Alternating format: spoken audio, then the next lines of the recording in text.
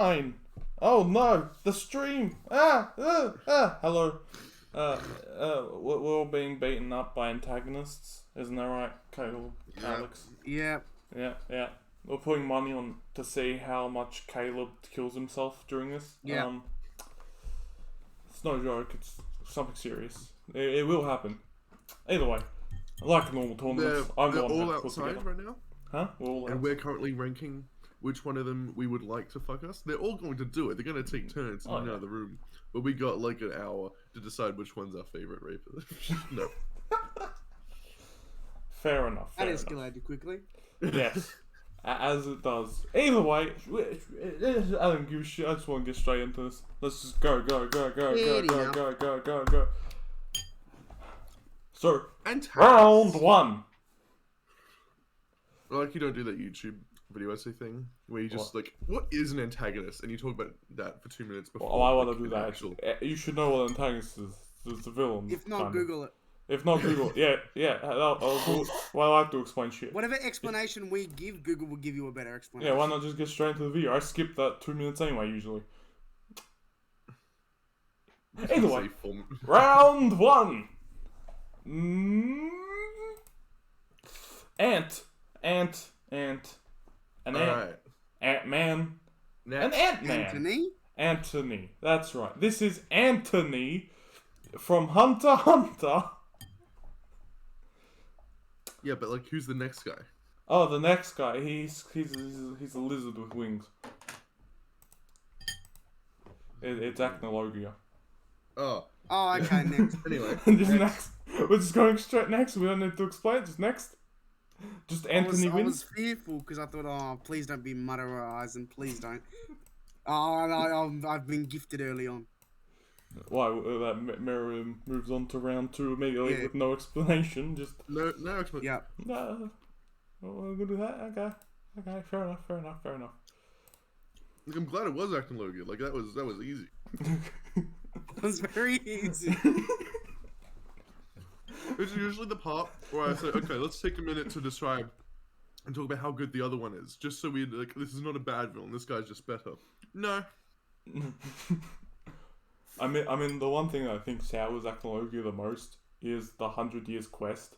Like, Acnologia was meant to be like in a league of his own, and then a 100-year quest just brings us. Oh yeah, there are 5 other dragons on the same level as Acnologia. Bro. It's He like also didn't really have anything. Like, he didn't really have much to him. no, he was a doctor in a war of dragons, and then he became a dragon slayer, and then he just was a psychopath. Whatever. Either way, moving on to Charles the Britannia, the King of Britannia, with his nice screaming that I cut into this circle. So you can fit a cock in right in his mouth. God save the Queen. God save the Queen, that's right. And he's up against Garo. Yeah, no. Wait, no, Gar's Queen. No. That's not good. So do we need to explain Charles a bit more, or is Alex and I just going to vote for Garo and move In on? Code Geass, my favorite and probably the best parts are not the antagonists, by any means. Then what are I've got to be honest. I did ask forgot who the other character is, so my vote doesn't matter anyway. But I forgot the antagonist of Code Geass, to be honest with you. So that probably goes to show you that I remember the other characters more than the antagonist. That's fair enough. And you haven't really met this character from One Punch Man, so but either way, Alex and I are voting for him because he's a fucking mad lad, Chad lad who problem is the becomes a next round. protagonist. Oh, that's going to be a fun discussion. Ooh, need to prepare my Garo speech. Either way, I think it's time to move on to round 3. This is Aizen. Round 3. Madara Uchiha. Yeah. Who's losing? Who's losing? Oh, I swear to God! Are you sure? Please don't be this early on. So. No. Zehahaha. It's Blackbeard from One Piece, or Marshall D. Teach. He's cool. Oh, He's thank really God. good. He's incredibly layered. He's incredibly interesting, and there's so much more of him we've yet to see. Yeah. In the true extent of his origin and his power. But for that exact reason, because we haven't seen him in his full extent, we've seen him do plenty, and he's one of the best antagonists One Piece has. Yeah. But like, we've seen everything Madara is capable of, and my fucking. In another universe, in a few years, I may have voted differently. Yeah, exactly. I think I'm in the same way. It's like Blackbeard, he's a crafty bastard, and he really extends that point of like, oh, he is a truly great antagonist. And one of my favorite scenes with him is that he doesn't fully feel like he's invincible, especially when he comes face to face with Whitebeard, and Whitebeard scares the shit out of him. Which is weird for a person with the will of deep, but whatever. Yeah, but it's just because it's fucking Whitebeard. Whitebeard has that effect. Yeah, but Luffy went up to Whitebeard and was like, "Alright, hi." Yeah, but the thing is, but yeah, it's hard to go against Madara, but I think we just have to acknowledge that in a few years this could be very different, because I feel like definitely in a few years I would vote for Blackbeard, Especially the way he's been built up to be. The way he's built up, and honestly, the way the New World antagonists have been, each of them have been fucking spectacular. Every one of the big New World antagonists towards the Straw Hats are fucking insane, and they're great. And Blackbeard's one that has been built up the most since early on, and we know Oda, and he loves building shit up to some shit. Like, Doflamingo was built up so much before we got him, and he was an crazy good antagonist. But Blackbeard is like the overarching antagonist towards the series, so I had to put him down. But either way, Madara, you're moving on. Congratulations. I'm saving my piece on him for later. But who's next? I think we're all saving a Madara piece. But who's next? I really like when the rounds focus on the loser, so we can talk about how good they are, and then this guy is. Yeah, because they get less chances further on. Yeah, we're just not going to talk about Blackbeard later. Yeah. But, once Madara gets up against a proper true opponent, then we can get some real jerking. You know who's next? Oh yeah, it's Muzan Kibitsuji. Man, I don't give a fuck about Muzan. Versus Monkey. Which monkey? Beast Titan. Monkey. Oh. Yeah, fucking put him up there. Fuck Muzan. Get these, like, Honestly, I just completely agree with you. When I really thought about it, because he is the primary antagonist, but he's not an interesting antagonist whatsoever. He's more like the cause of a disease, and that's pretty much it. Whereas the Beast Titan, there's so many layers to his character, his origin, where he ties into the entire story. It's just immense. I'm not going to say much more, especially since he's going to lose next round.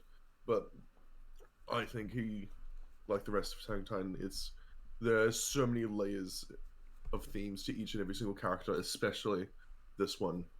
The idea of loneliness and the way they've been raised, and the differences they're trying to save this other character, their brother, from what they feel is the same fate.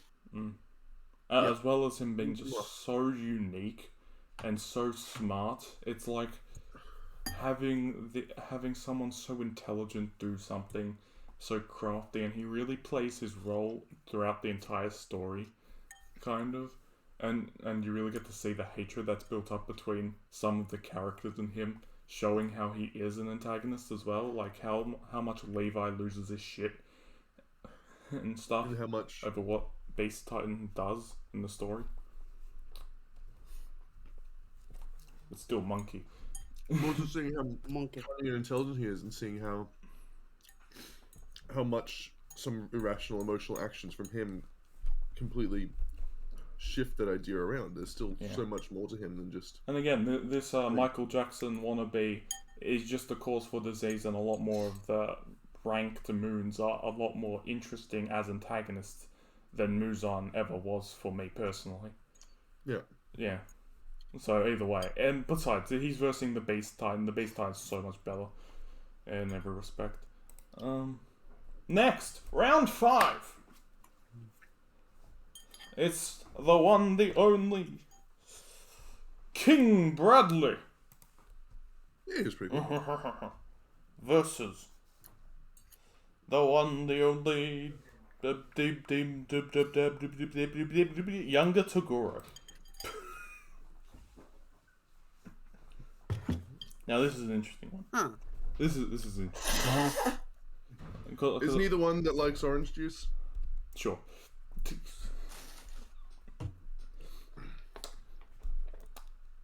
See, I find this a bit interesting because you've both only really seen one of them. Which means you're the And the tiebreaker. opposite, which means Yeah. I'm the tiebreaker no matter what. Because Caleb's gonna verse for Toguro, and Alex is gonna vote for King Bradley. I have made my decision, but I just want to hear what you have to say about the characters or what you've seen of the characters. He's so built far. like a shit brick house. That a is brick true. shit house. It's very true. He is just fucking. He is a car door. He is fucking ripped. He's like if they took the Terminator Arnold and just doped him up even further. Yeah, pretty much. that incredibly buff man at that time and put more steroids into him to create something so ridiculous. And Alex Bradley? Alright, he's right. It is right. Anyway, I'm voting for younger Toguro. So I can Brad. That's pretty cool. Shit brick house. Shit brick house. Shit brick house all the way. Now this is going to be a fun one, isn't it? Isn't it? Because in round 6 we have the king primate of high schoolers, Okay. Tsukasa Shishio. Oh no. What? Better not be. We're gonna Okay, put him no. in his fucking eyes or some shit, and Caleb and I are gonna have a fit. Well, you say he is versing Eisen, so. I saw that and I'm like, oh fuck. I really want to vote Eisen, but he's not one of my favorite antagonists. This is funny. So what are you gonna say for yourself, boy? Well, all I'm going to say initially is that you're the tiebreaker, so choose correctly. See, I'm the opposite. I don't want to, not vote for Tsukasa, but Eisen. I mean, they're both fucking brilliant antagonists. It is a shame that one has to lose here. A fucking massive shame.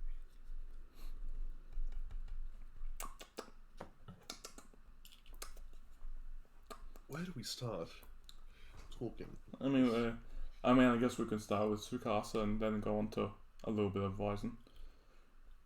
Is that implying that Eisen will win? Oh yeah, Eisen's won. That's no doubt. Eisen's won. It's good to know that you chose correctly. In my heart, I couldn't not choose Tsukasa, but I couldn't have Tsukasa beat Eisen either. So, Tsukasa. What a mad dog. What a mad count. Lion. Bro, literally, within seconds of waking up, he's like, ooh, lions, thanks. Clothes. Lions. Clothes. I No, think that's not the interesting part about his character, though. It's the ideal, the things he fights for. Those are always what makes the villain for me. What do you think, Hill? what made me like him in the beginning and up until now is that his antagonistic force is fundamentally not necessary. He doesn't necessarily dislike Senku, nor does he necessarily have a problem with himself, but rather his ideal world, his ideal civilization. is at odds with what Senku's ideal civilization is. And the only reason he stands in Senku's way is because he, like Senku, has this goal, this dream for a world. And at the same time, because of that, he is able to also respect Senku. And I think that's what makes him a very compelling villain. It's Like, even also to. it's also something that Continue. I feel like you can really understand his motives and the reason to why he's decided what he's doing, and even from the basis and not knowing who the character is in his backstory, you can understand the kind of point that he brings up in the beginning, where it's like, do we really have to revive everyone? Yeah, yeah. Like, the world wasn't that great off to begin with. This is our chance to make it better, and blah blah blah blah. But Senku never really gave a shit about the logistics of that crap. Or he just saw a life that, and like, okay, yeah, if he has the ability to save it, then why shouldn't he? And even then, Tsukasa admits to Senku that in another life, if not been their situation, if their paths had crossed in the world before, they'd have been more than friends. They'd have been best of friends. And I love that respect that they have for each other. It's not to say that other villains don't have respect for their protagonists, but I feel like there is an extremely deep respect that Tsukasa has for Senku and Senku has for Tsukasa. I think that's what makes a great protagonist antagonist relationship is the way they view each other and the way they see each other. I think that definitely makes both the protagonist and the antagonist better. So, and I definitely think Tsukasa has that in relation to Senku. The funny thing is, like, I like Hyoga more than Tsukasa. I know you two would hate me for saying that, but I do like Hyoga. I don't. A lot more. And like, obviously, like Caleb, you've seen like my track credit to the beach. He gave me such Gin Ichimaru vibes that of course I would love this character, who was very clearly gonna betray him. That was very obvious. I mean, I think Kyoga is also very good because Kyoga's sort of that that inevitable betrayal thing, you know. I mean, in the end of the day, Tsukasa built his kingdom on might, and so it was might that surpassed him, or betrayed him. What is it? Survival of the fittest. There's always a bigger fish. Yeah. Precisely. Meanwhile, Senku built his civilization off of innovation, respect, yes, trust, and innovation, and giving people what they want, so that he strengthens the way people look at him and view him. His side was heavily more motivated, as well as you would say they had a better. What was it? I forget the words. Fuck. Drive? Yeah, they just have a better drive overall to just continue what they're doing and not want to see this world that they are just learning about be crushed. Like, a lot of them, like, you get to see slowly how Senku wins the respect of everyone by initially not being let into the village to becoming the chief and then getting a divorce. Good man. Good man. And even after Tsukasa's freezing situation, you get to see how Tsukasa interacts with the people that... you get to see how Senku connects with the people that Tsukasa initially joined together and created. And one thing I do love is like one of the first people that they revived is the literal definition of a person Tsukasa would not approve of. Tsukasa, and I love him. Anti-capitalist, Ryusui, capitalist. I love that character so much. But it is fascinating to see how Senku kind of has a relationship with each character. Even now, like, we had a different antagonist in that last arc that we read through, and like the one thing that I think we all can kind of like understand is like Ibra's just a scumbag. He's a scumbag, but he's very crafty, and it is something that's a very different where this person did not have physical might on his side. He was more just very, very cautious And I think that's something that's very interesting in the world of Doctor Stone, how they're able to craft such nuanced kind of antagonists in a very not too crazy world. Like, yeah, sure, some people have some really crazy abilities or physical abilities. Fucking Taiju has endless endurance, which is what makes it the shonen aspect. But it is very interesting to see all these things come together, and even looking on, and I think in all of just Doctor Stone, Tsukasa is not my favorite antagonist, but he is one that I feel like can be easily respected by a lot of people, and a lot of people can come to love him, even just in the early bits. Like, yeah, it's good boy, yes. Aizen! But Aizen.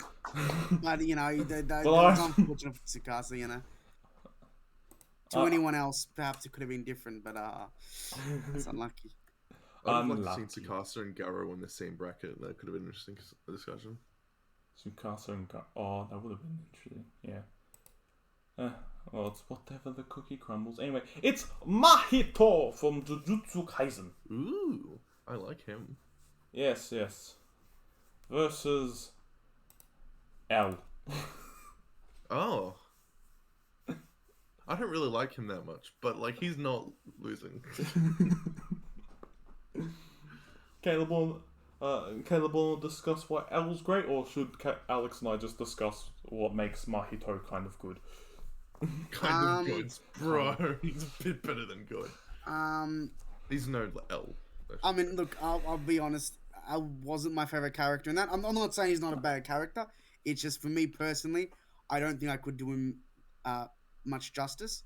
That being said, I do like as a character his relationship with Light in a similar way to with Tsukasa and Senku, how both characters respect each other and both characters are seemingly matched in terms of power. I mean, saying that's a bit weird because obviously how Shonen does power, but more so in wits and more so in inherent ability.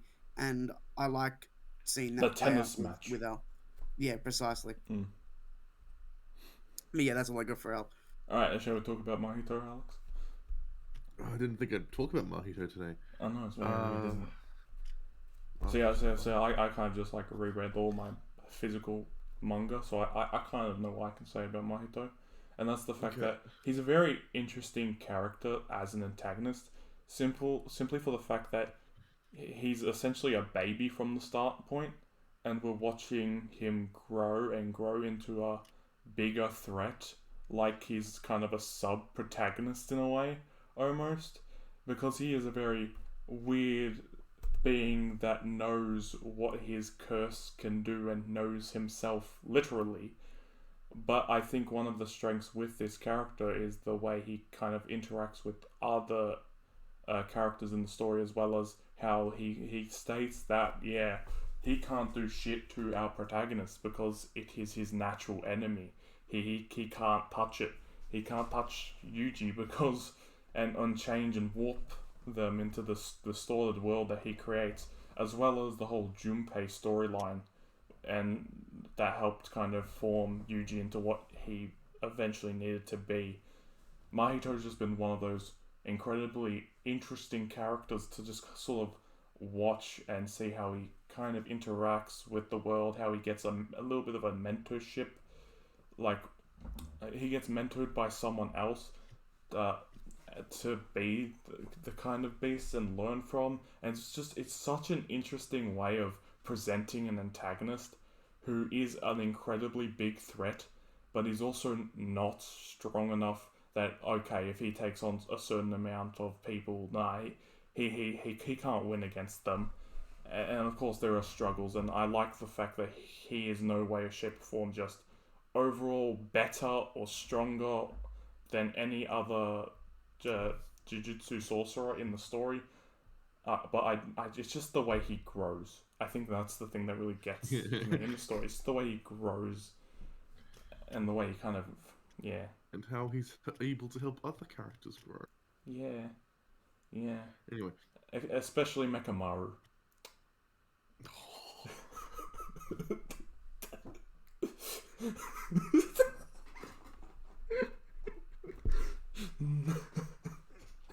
That was such a good fight. Anyway, isn't able to overpower any other character.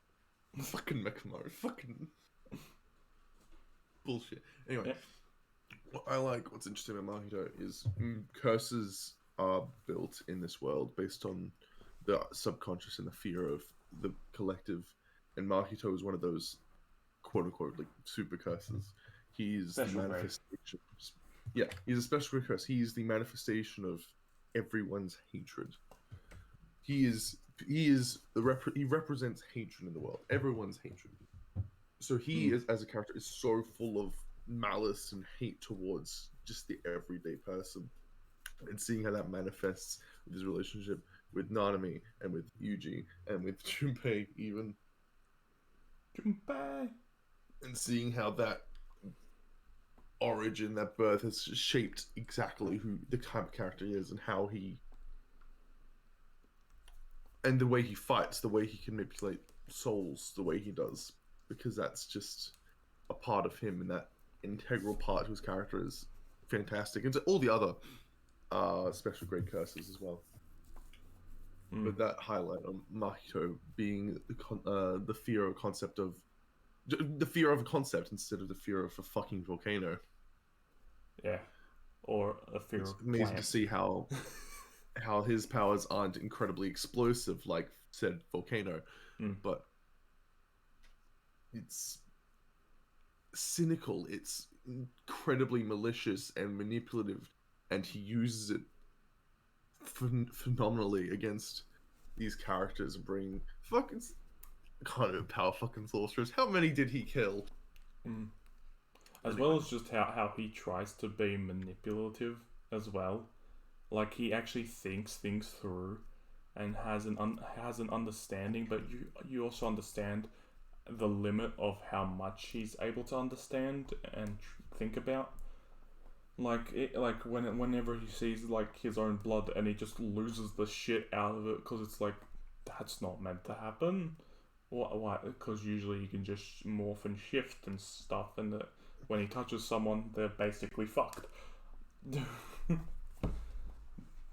But it's just something that I feel like is really interesting with his characters, how he's able to see. I just love how he's literally just one of those characters who cannot beat the protagonist because of a certain thing. But even still, like, putting him here is very weird because there are other antagonists in the story, but none I think has done as much as Mahito. To the main characters. To the main characters, yeah. That dynamic is unbeatable. Except it has been beaten by L, because I'm not voting Mahito.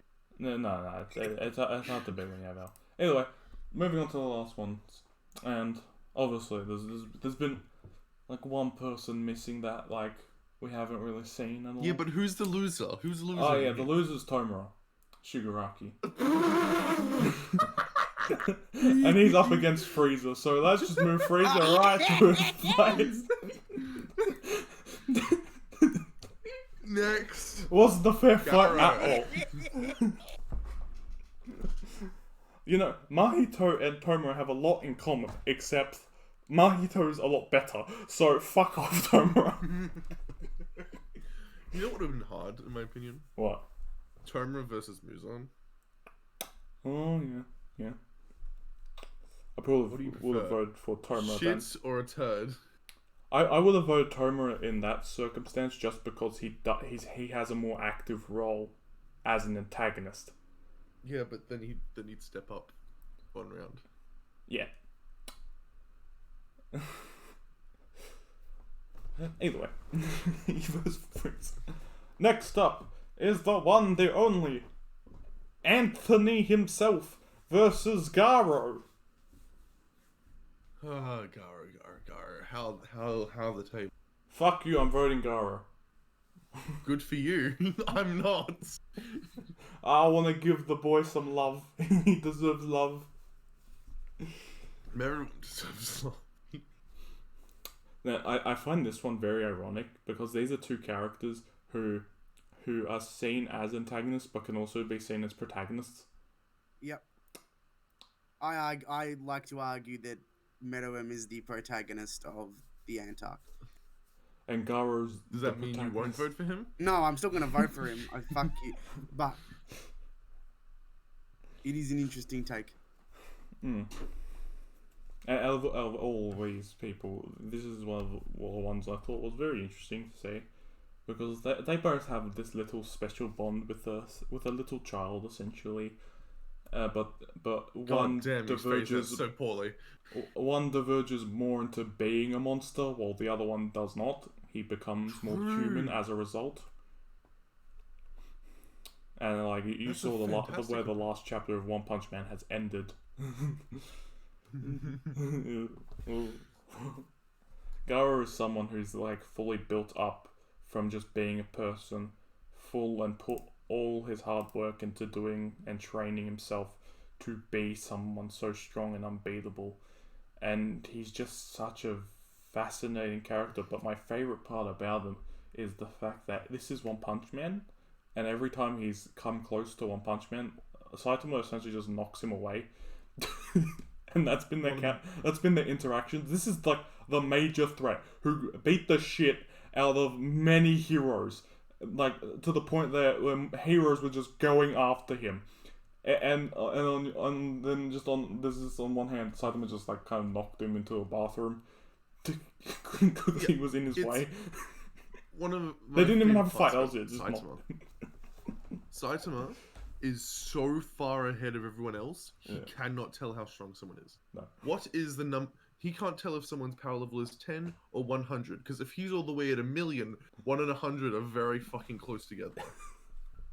Right? So even at Garo here at 150, he's like he doesn't even know that this guy is, or any of the other villains that he faces, are any stronger than some of the fucking fodder he knocked away earlier. It's all the same to him. Boros 500, congratulations. Serious punch. But like, but that's besides the point. For Garo, it's fantastic to see his birth, his upbringing, seeing how he doesn't understand why the villain must always lose. Why are these monsters look a bit weird? Why must they be the ones who lose all the time? It's the hero always wins. What is this bias? What is this discrimination here? He wanted to prove that a villain can win, and he's done wonderfully, by the way. He needed to become that monster. He needed to become that villain to prove the world wrong. And he's not some evil cunt either. He just wanted to prove a point. And the relationships he forms with aforementioned child, seeing how they don't believe that Garo should be this quote-unquote evil that he aspires to be, but yet he does it anyway. He still pushes forth past the limits of what should be done by a human to achieve this goal. And it's fantastic.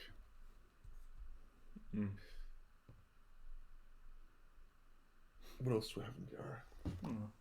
Like, I feel like this is something that's very interesting for me, because it's like, alright, this is how I'm judging it and why I'm choosing Garo mostly. It's just because these are two characters that are in my top 10 for the series, for their own series respectively. But it's like, alright, Meruem's at 10th place, Garo's at like 2, so that's why I'm going to choose Garo. It's just a preference. It's like why it's why like Alex chose Tsukasa over Aizen. For me it is just Garo. like Tsukasa more, even though I can recognize that. But I don't feel like I have an option. It's just Meruem's moving on. Anthony, I'm sorry. I'm massive on One Punch Man, but there is very little that can compete against Meruem for me. Because Meruem is not just one of my favorite villains ever. Just one of my favorite characters in Hunter period. One of the favorite characters I've seen crafted. My favorite characters Which is why are the next different round's gonna be antagonists. My problem is that all the characters on here that I like are number one in their respective series. So I can't turn around and say, well, this character is number 2 here and the other one's number 5 here. No, they're both number 1. Yes. So your favorite character is Tomura from My Hero? No.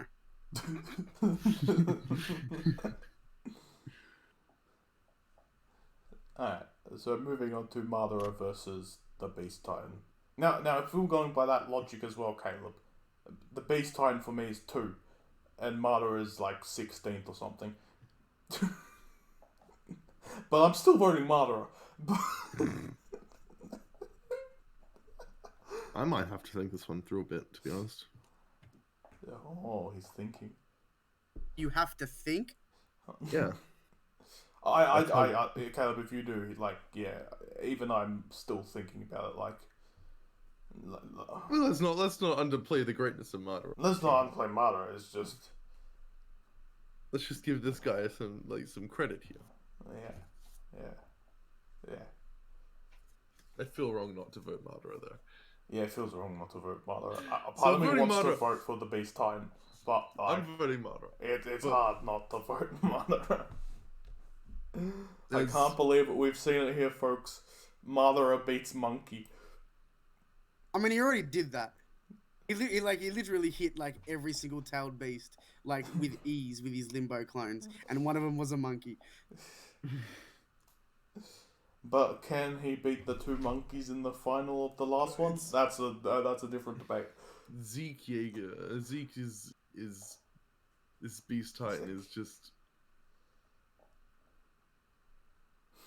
incredible blonde. among his own series. I'm still in awe about just how many layers that Attack on Titan's able to put into the series. You know, Beast Titan gives me huge, like, Planet of the Apes vibes.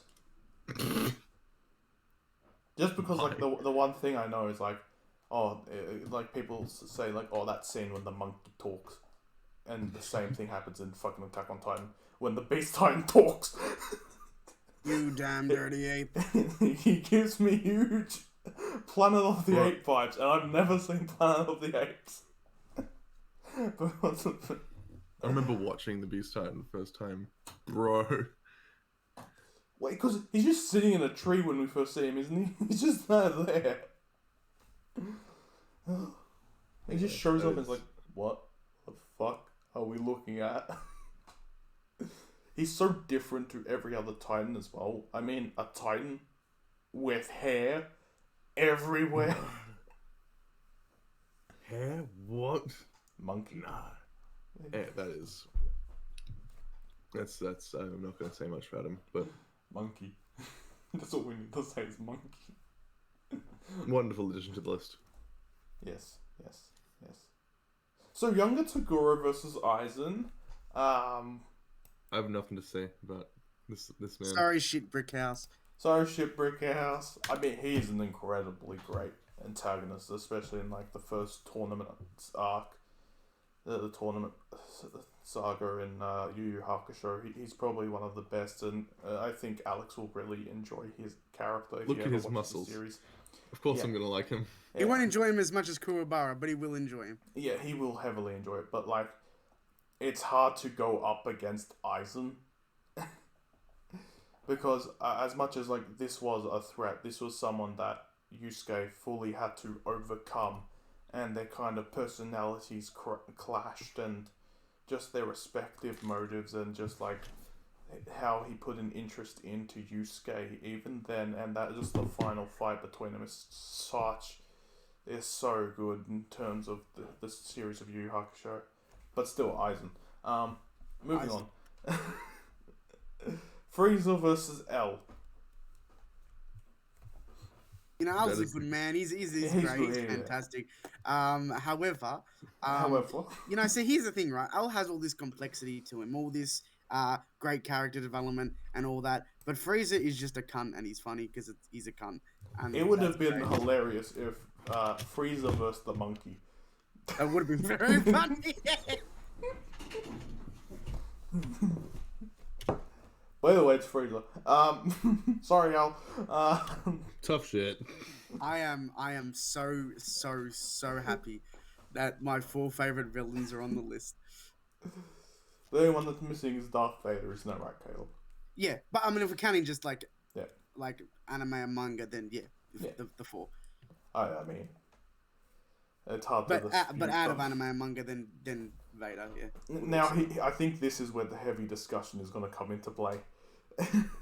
Yeah, These is where the pain semi-finals, this is where it's really going to come And into play. we're lucky you even got into different brackets in the first place. I know. I thank the randomizer.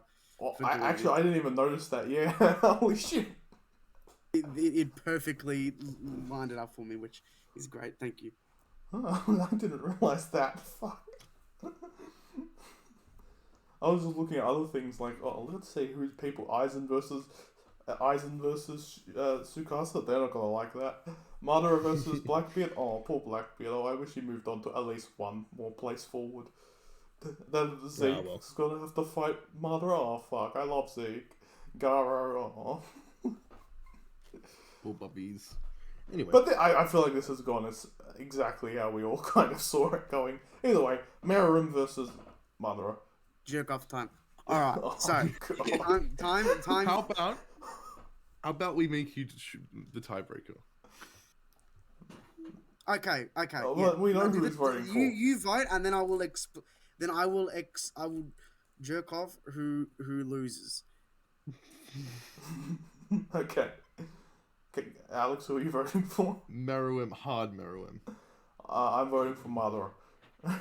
Beautiful. Now, as you were.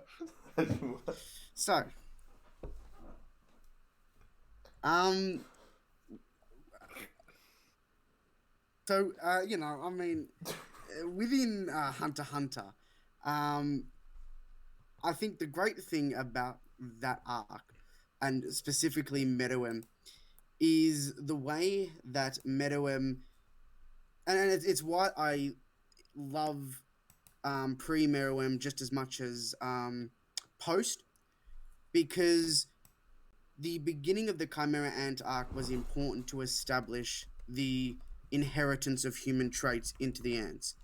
And the reason that's important is because Meruem's existence essentially takes the traits of humans, and he takes both the bad and the good, but also the initial drive at birth of the ants. So initially he has the drive to survive and eat and consume and to not care about life in the slightest, and also to win. However, the human traits not only allow him to become stronger through the manifestation of Nen and such, but it also gives him the ability to better understand things. The other ants, the ones that come prior to him, they're very monstrous, and they have a lot of primal desire at times, and of course some of them push past that eventually, but many die before they're ever able to get past that. And when you have them and you contrast that with Meruem, who becomes more human, and perhaps only because of what's her name? Can't believe I forgot her name. The little girl. Because of her, he's able to become more human, and not just the dark side of human, but also the good side of human, and he's able to express that. Meanwhile, other characters are perhaps beginning to express the darker sides of human, be it emotions of revenge and emotions of anger. Even towards the end of Meruem's time, he begins to become not necessarily empathetic, but softer to other characters. When the bulldog guy becomes shit scared of Meruem, because he was speaking out against him, and Meruem's just like, okay, cool, and then just lets him go. It's that sort of showing the final progression into humanity, and at the very end, what makes him not be there anymore is a human death, a death that is shared with the little girl. Like, they both die the exact same way. Her name's Komugi. And I didn't want to Komugi, interrupt that's you. it. That's it. You didn't remember? I know I can't. I know it's over with a K, but I just didn't know the rest of the letters. And she also dies because of him, because of that connection, because of that attachment she is now formed with him, and it's through that human-like bond that gives them that human-like death and makes them mortal. And I love how Meruem's story is not only a monster becoming a human, but a god becoming a mortal. And in some ways, there's almost a Christian metaphor in it as well, with like his resurrection, with him dying and resurrecting, which is also and even Nefertito is given heavy was it Mother Mary vibes? Yeah, precisely. Motions and scenes, yeah. So that's. I mean, I this is hard because I absolutely love Meruem, and in terms of him as a character, I think he is potentially, for me, the best out of all of them. However, as we did mention before, as an antagonist, when I was watching that, initially I obviously viewed him as an antagonist, but eventually I began to connect with him more than an antagonist and more of a character or even a protagonist. So for me, that's why he doesn't make it as far as Madara in this instance, because Madara is an antagonist. The story isn't about him. The story is about Naruto, and he is the obstacle that Naruto must overcome in order to make his mark on the world the way he wants to. Yeah, I mean, Gon and Meruem never actually really met. Yeah, I don't think they. Nefertito was more of an antagonist to Gon than anyone else. Yeah. And Gon did such a good job exterminating the ant. Yeah, that's my jerking off of Meruem. I realized once he kept talking about Meruem, like, oh shit, right. That means he's not winning. Oh, I don't know. He's no Peggy. Peggy's got the best Chimera ant, you know. Yeah, he's got a book. It's a penguin. He's not bad. Yeah, Peggy. A cargo supremacy. Okay. Yeah, true. That's you. Bless you. Either way, Aizen versus Frieza. Okay. Cast your votes. I'm a sucker for Frieza. I'm voting for Aizen. So I'm the tiebreaker again. Right. Okay. Okay. I'm just a sucker for Dragon Ball simplicity. So in Dragon Ball. Fuck! I knew it, but damn it!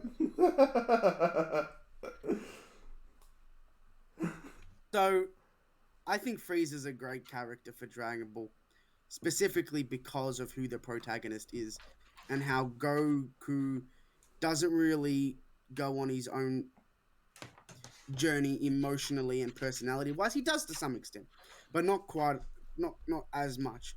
Rather, his personality is the catalyst for other characters' development, be it earlier on with Bulma and Yamcha, and or Krillin, overcoming their desires and what they want from the Dragon Balls, and then to Vegeta, Tien, Piccolo, all these characters that have turned because there was some good in them, and Goku's pure-hearted nature pulled them back.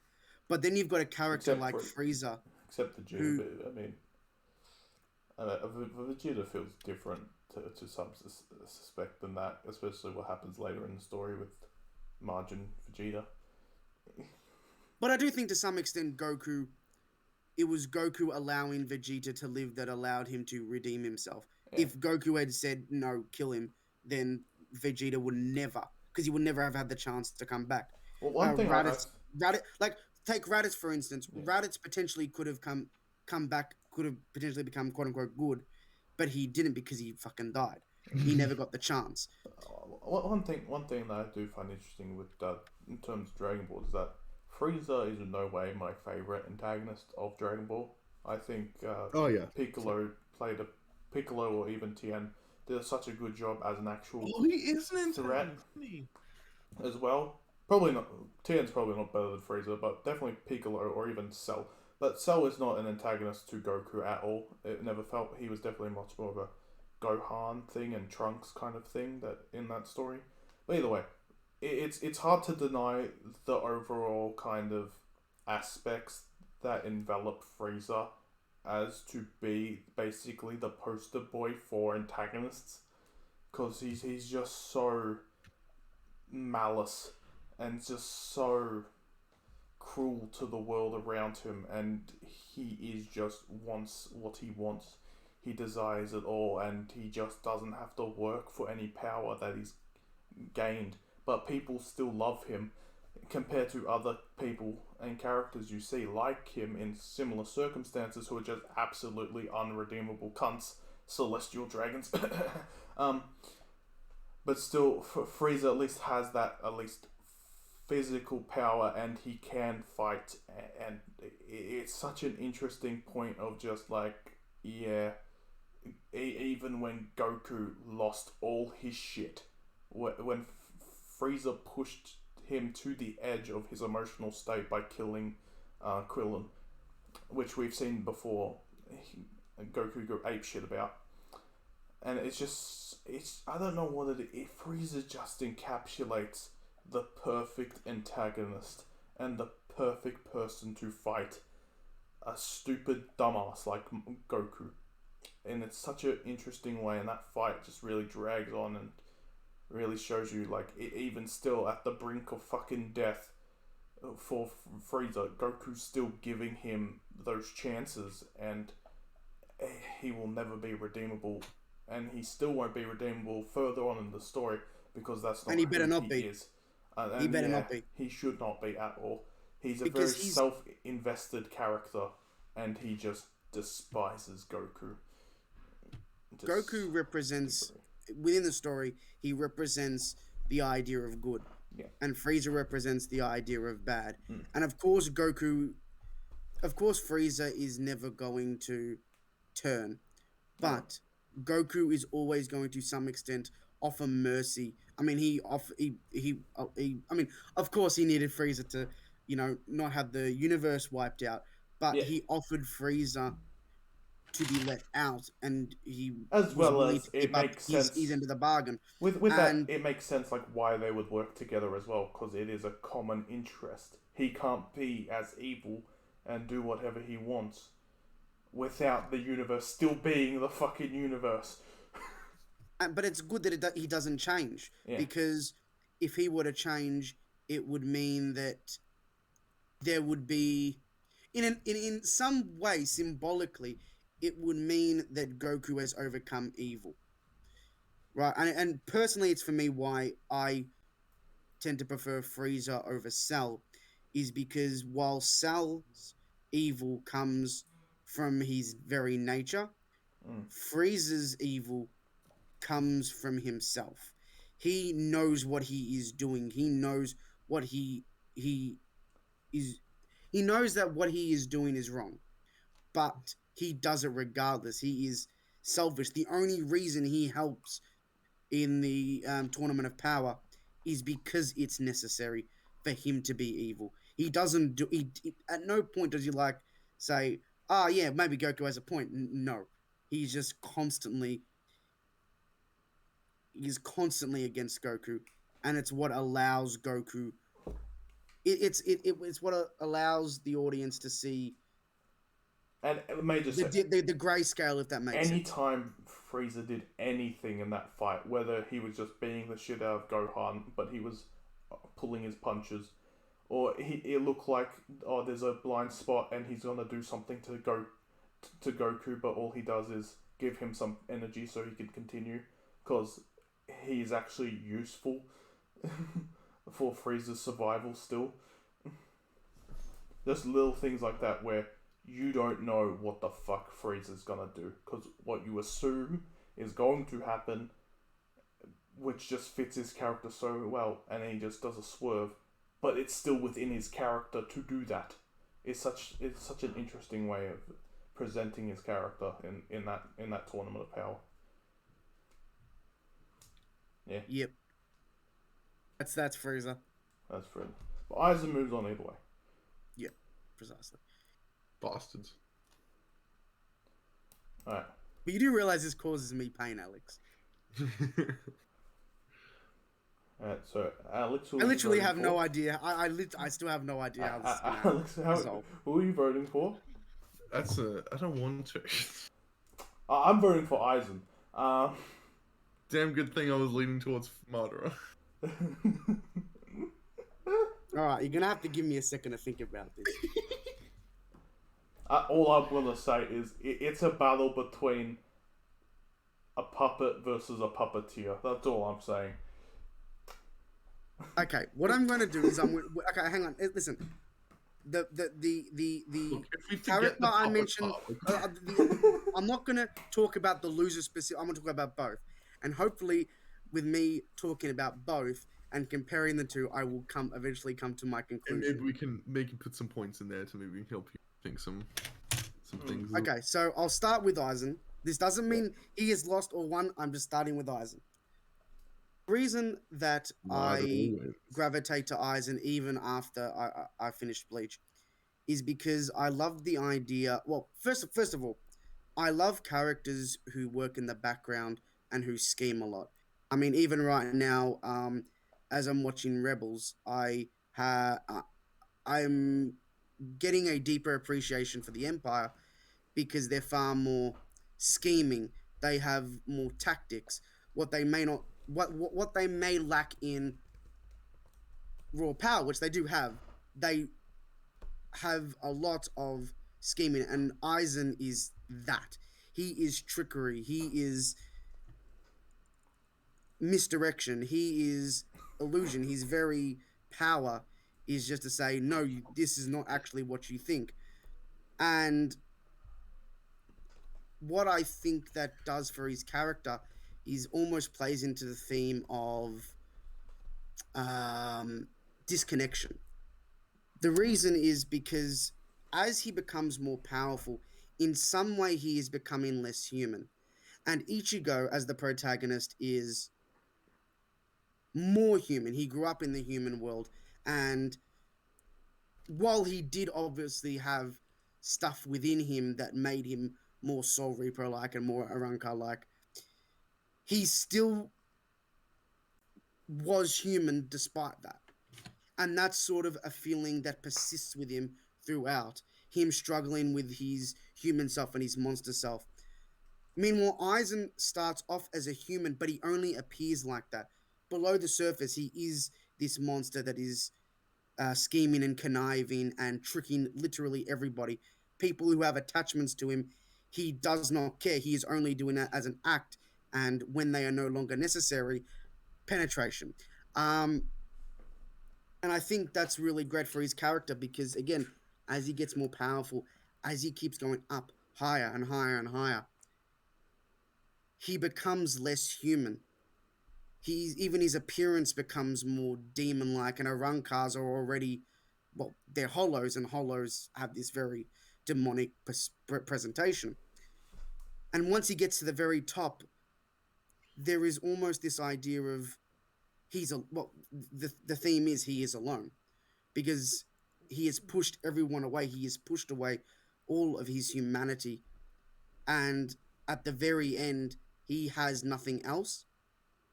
And it's why, I mean, he never really lost.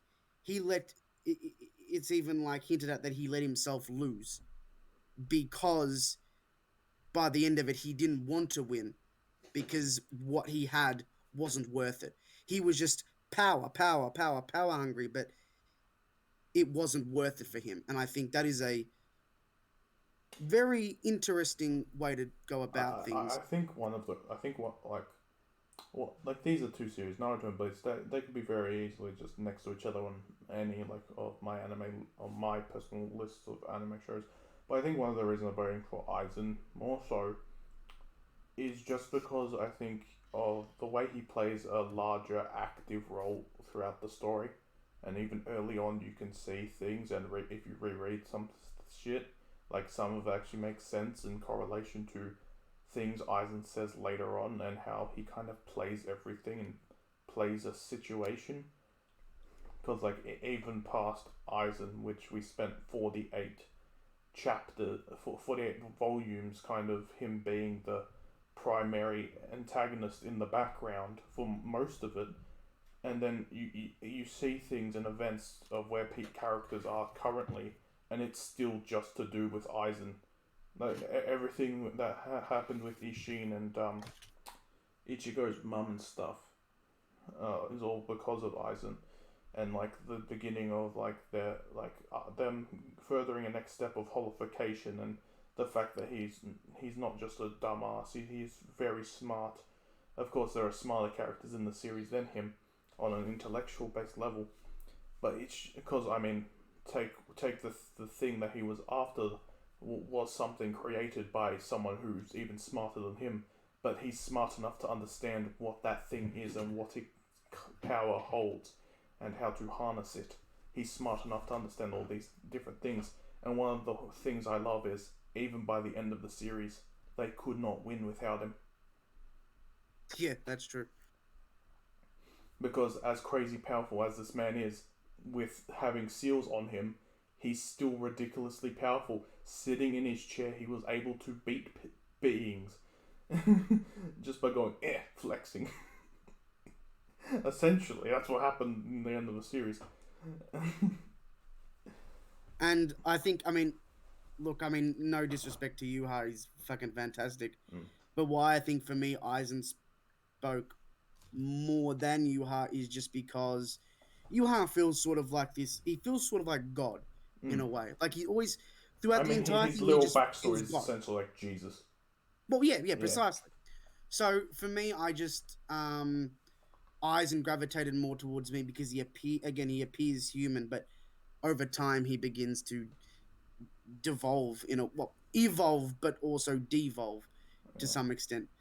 And if And that twist it's great. wasn't spoiled for you, like it was spoiled, like it wasn't spoiled for me when I was going through Bleach. Like I thought, like fully, like Aizen was dead, because obviously, like I had no one to talk to about Bleach. So how the Yeah, fuck would I yeah. know about any spoilers in Bleach? It was honestly something I think that was very strong and prominent in my mind. Like, oh fuck, and even just seeing how strong Ichigo got, being able to fight actual captains, and then having this one person just be like, no, he's so powerful, he stopped the fucking one of the greatest themes in anime that I've ever heard with one finger. It's just, hey. What a mad one. Mm. Now on to Madara. Mother. Madara, interestingly enough, I think I enjoyed him to some extent for similar reasons in that he did have that feeling of behind everything for the most part. And just the way his name carried weight and just the way he was viewed by the entire world. I mean, Aizen, what's interesting about Aizen is Aizen built himself up to that point where his name was revered, but Madara's name throughout the series was always revered. It was always something that, these nations who hate each other just turn around and say, hey, we hate each other and we want to kill each other, but Madara, man, this is not good. We better not kill each other. This is bad. And a character like that, I think I've said before that I like it when heroes and villains team up. And I think the reason I like that is because it sets the stakes so effectively. Because you see these people who their views, everything about them is just against one another, but they can, for this one threat, join because it's absolutely necessary. That sets the stakes. And I think Madara had that. And so did Aizen to some extent, because by the end of it, both Ichigo and the Soul Society were trying to stop Aizen because he was no, he wasn't about to. He did fuck them all up. Um, I mean, okay. Madara fought 5 Kage at once. Aizen fought like he fought like 7 of them at once, and a lot of like high-ranking Jonin at once. in all fairness to Madara, I don't think like two more Kage would have That's been a true. problem. That's true. I admittedly to him, he was like fondling them that entire fight, and he was not even at his strongest in the series at that point. No. However, I think what also makes me like Mother and what me was and initially, when he appeared, I immediately loved him because this guy was fucking OP as fuck and was absolutely smashing everyone. But then, as time went on, I began to like the character even more because of the goal.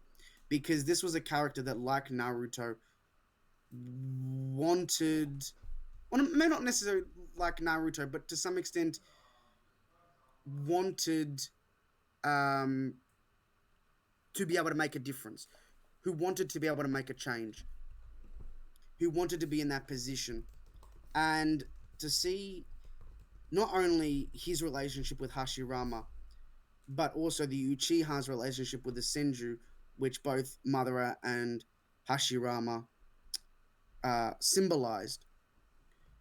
I think it was just great seeing how initially Madara wanted to go down this certain path. He had that dream like Hashirama did, but then he became more pessimistic. He became more nihilistic about that, and he began to think, well, this can't happen. Until eventually he finds a way, and he latches onto that, and he goes to these insane lengths to start an entire war in order to, in his mind, end every war.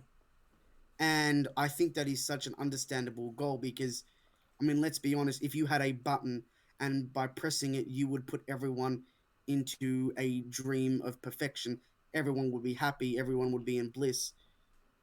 Most people would hesitate when it comes to deciding that because it is a very alluring goal and dream to strive for. And you can understand why there are certain people that wanted to see this dream come to fruition. And it was a dream that was built, that was shared by the Akatsuki and other people who wanted to see the world become better. But it was in some way flawed. And that flaw, to some extent, is what brought about, well, in some way brought about Madara's demise. But unfortunately, what actually brought about his demise was something infinitely more stupid.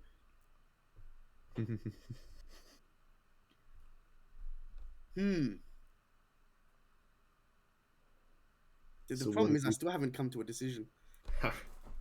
I just want to say with the because like in the like that last chapter of Bleach with like a new arc will be coming out sometime.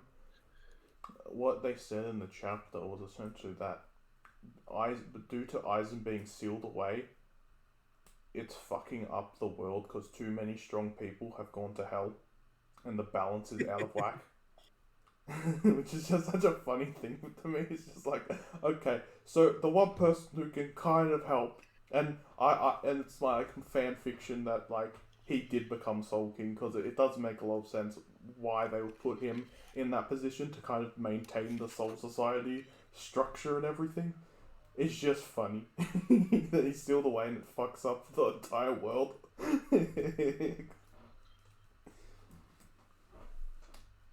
The conflict I have thus far is that on one hand I do very much like Aizen's character, but Bleach itself didn't speak to me as much as Naruto did. But I think the characters in Bleach speak to me a lot more than the series itself did. Like I find there's a lot of really cool characters in Bleach that at least get some time to shine, and Naruto doesn't do that as much. all right, I made my decision. Is it me? Did I win? And you know what's funny? You can thank Darth Vader for this. Okay. I'll explain why. Just thinking about Mother, I just sort of recalled that a story I very much like is a tragedy. And again, as I did say before, Aizen had that becoming human to monster. However,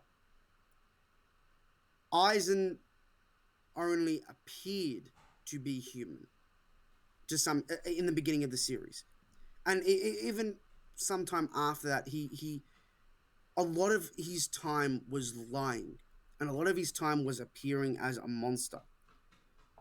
Meanwhile, the flashback in Naruto, the flashback arc with Child Madara and Child Hashirama doesn't show you this character that wants to kill hundreds of people on a battlefield. It shows you a character that just wants to bring peace to the world.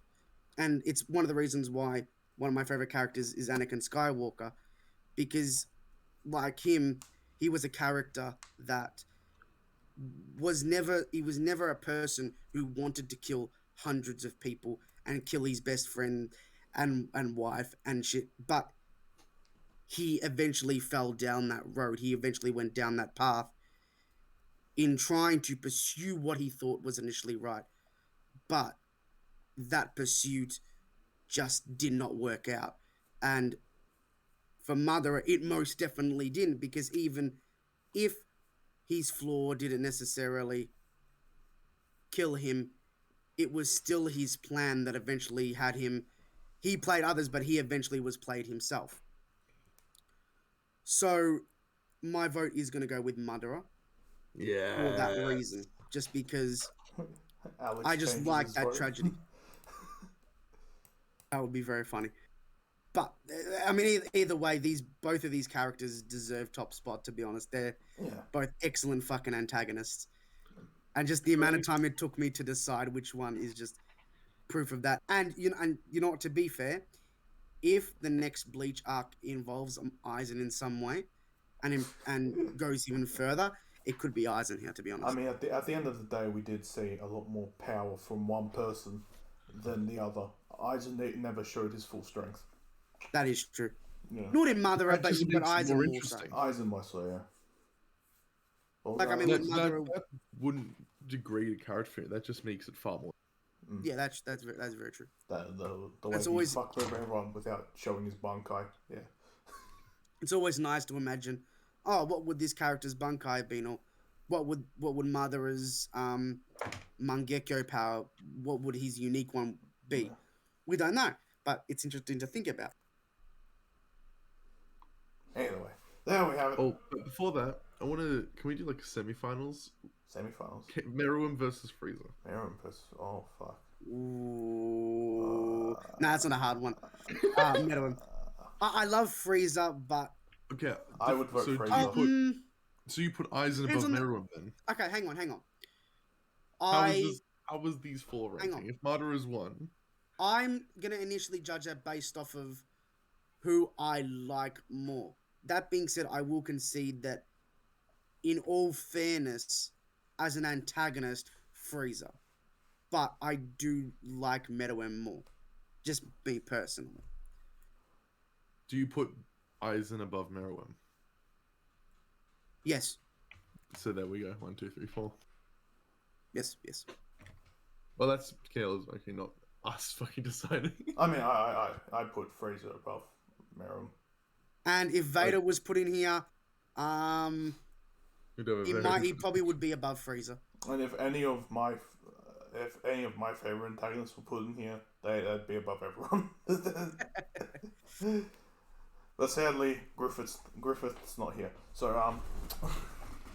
Yeah, that'd be interesting. Anyway, I feel like we could bring in like so many different antagonists to do like a massive tournament, which would be very different. But of course, like it was hard enough to do one where we at least all know something about the characters. So this is a very general one. That also correlates with the last one because all of them are antagonists from the protagonists of the last episode. But anyway, Madara wins, so Naruto comes out on top. How far did Naruto get in last time? I don't think very far. He didn't get that far. Didn't He he go definitely up got against- beat by one. Didn't he go? I don't think it was Senku. Was it Senku? I think it was Senku. I don't think he went up He didn't go up? because he went up against someone.